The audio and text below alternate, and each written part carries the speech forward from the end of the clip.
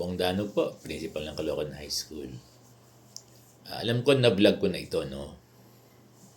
Uulitin ko na lang. Merong isang master teacher and quest passer. Master teacher 1. Alam nyo sa ECP, kapag master teacher 1 ka na, yan yung deciding point, no? Kung magpupurso ko ng school administration or magpupurso ko ng classroom teaching. Kung classroom teaching, master teacher 2, 3, 4, 5. Kung school administration at passer ka, you can apply for principal 1. MT1, pwede ka magpa-reclass ng principal 1 or pwede ka sa natural vacancy. Kaya lang problem ng master teacher 1 na ito, wala siyang hindi siya MA graduate. Wala siyang master's degree. Kasi inabot na siya ng ECP. Kung wala siya ng ECP, pwede siyang magpa-reclass. Yes.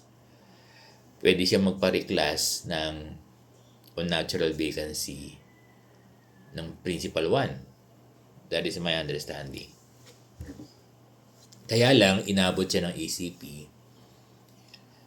Dito sa ECP kasi, di ba, may guidelines yung principal 1. Ngayon, hindi siya MA degree, hindi siya master's degree, or hindi siya graduate ng MA.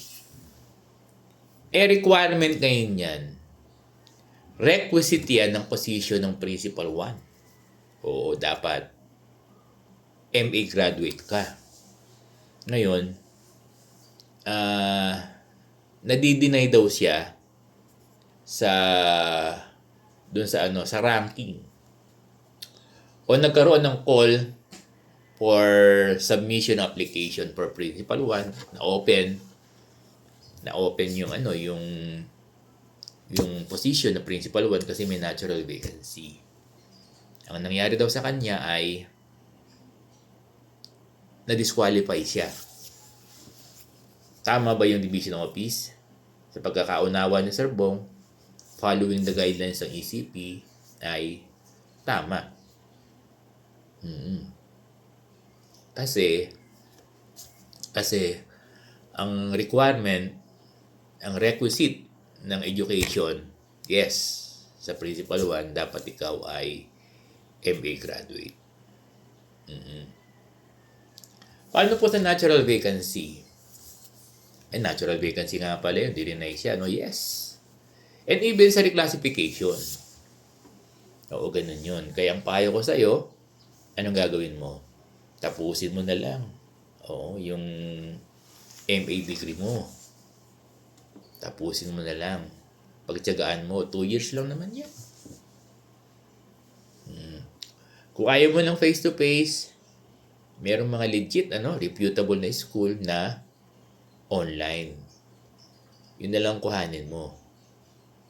Kung gusto mo naman na wala kang gastos, kung meron dyan sa inyo, yung katulad dito sa amin, meron kaming UCC, City Managed City-run na university, di ba?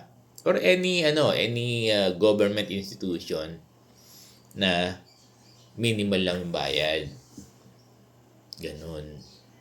Pero kung may pera ka naman, pwede ka sa mga private school.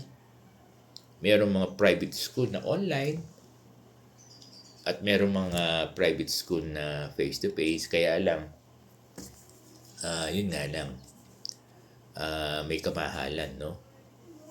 So kung ako sa'yo, tapusin mo na lang kasi inabutan ka ng ECP. So, naget ba?